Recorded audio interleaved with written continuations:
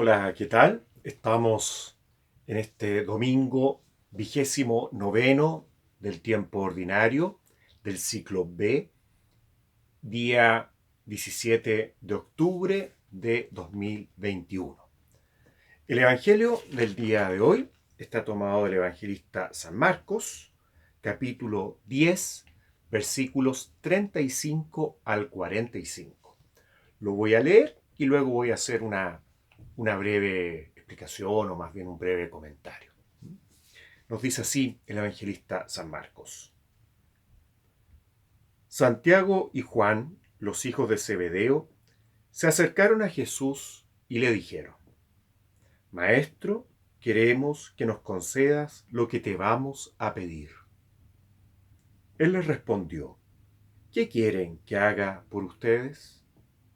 Ellos le dijeron: Concédenos sentarnos, uno a tu derecha y el otro a tu izquierda, cuando estés en tu gloria.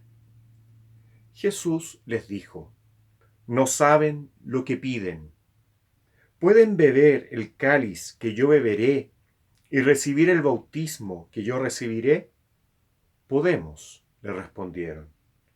Entonces Jesús agregó: Ustedes beberán el cáliz que yo beberé y recibirán el mismo bautismo que yo. En cuanto a sentarse a mi derecha o a mi izquierda, no me toca a mí concederlo, sino que esos puestos son para quienes han sido destinados. Los otros 10, que habían oído a Santiago y a Juan, se indignaron contra ellos.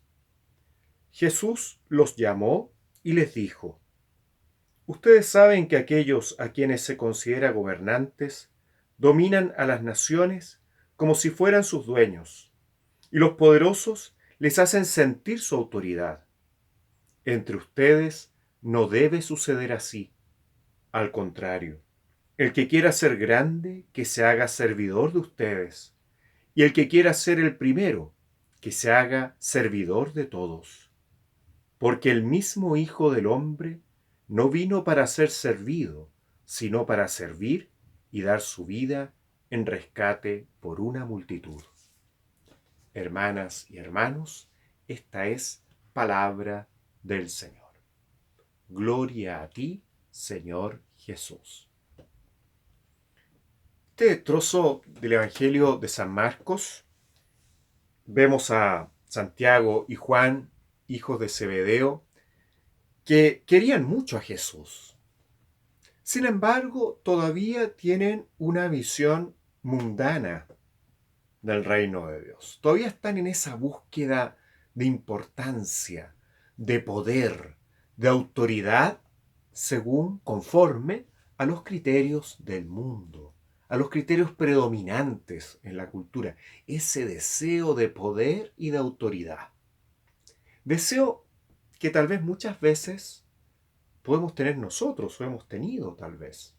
Esos deseos de ser más que los otros, el deseo de tener cargos, de tener puestos de importancia.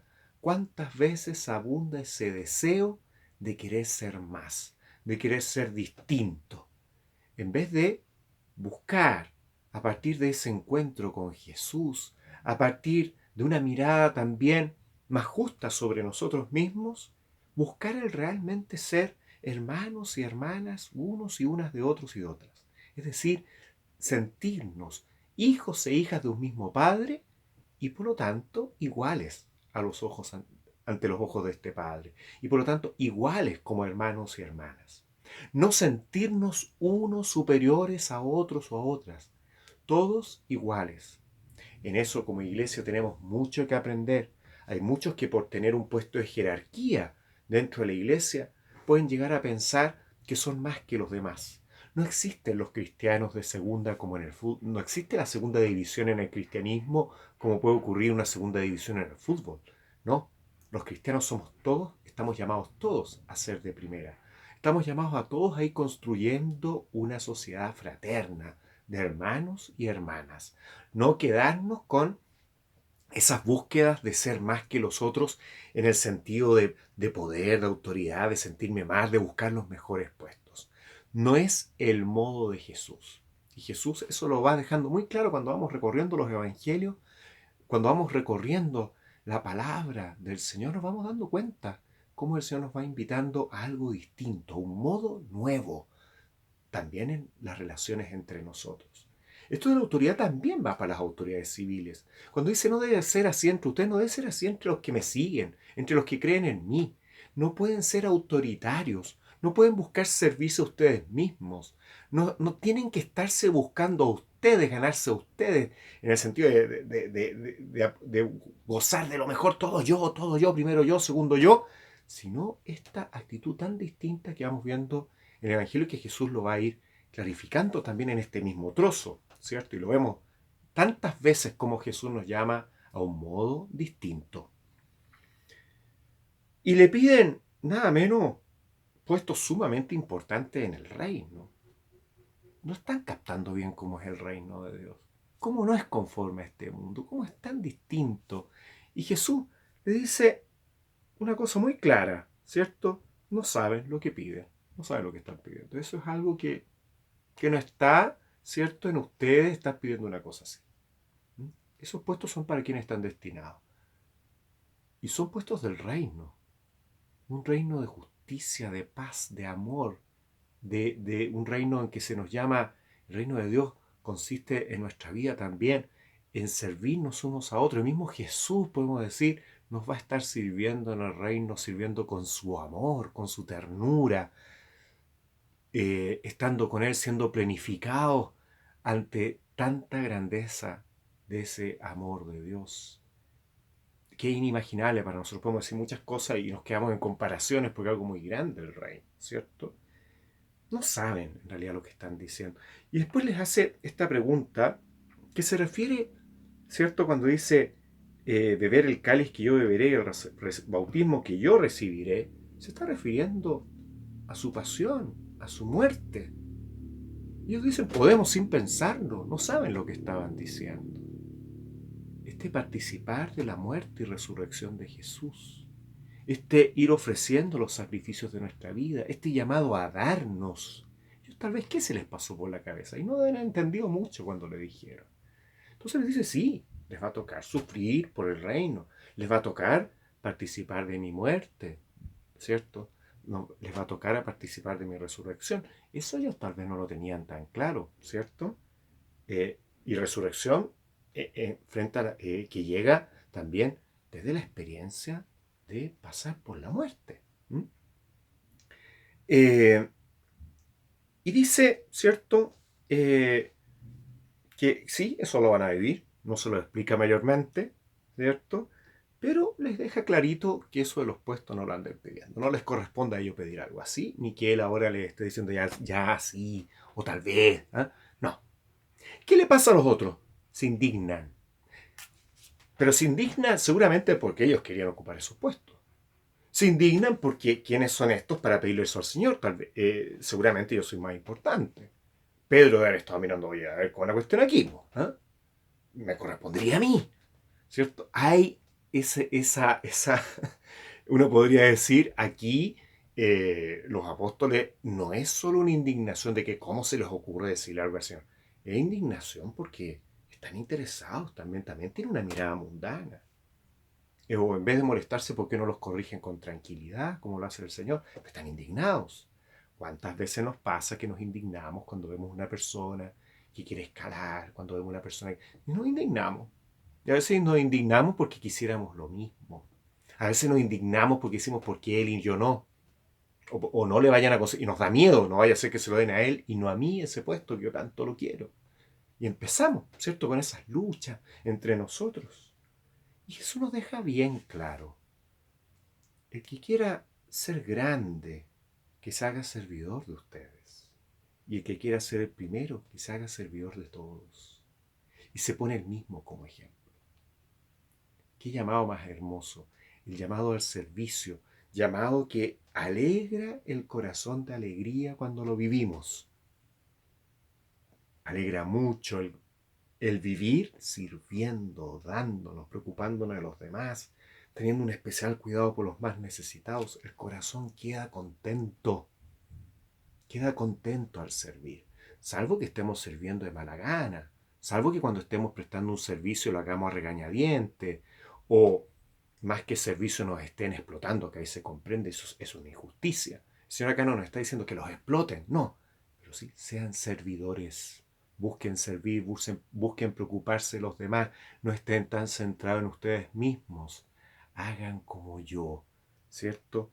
Que dice Elí, miren, porque el mismo Hijo del Hombre, refiriéndose a él, no vino para ser servido, sino para servir. Lo vemos tan claro en los evangelios, como Jesús permanentemente está preocupado de servir, se preocupa de los enfermos, se preocupa de una viuda que ha perdido a su único hijo, se preocupa de ir a ver a la suegra de Pedro que está enferma, se preocupa cuando incluso quiere ir a un lugar tranquilo y está lleno de gente, tiene compasión de la gente porque andan como ovejas sin pastor y las atiende. Ese permanente preocuparse de los demás, cómo se preocupa de explicarle bien las cosas a los discípulos, etcétera. Lo vemos lavándole los pies a los discípulos, él siendo el Señor, el Maestro. ¿Y qué mayor servicio que la máxima acción salvífica en la cruz?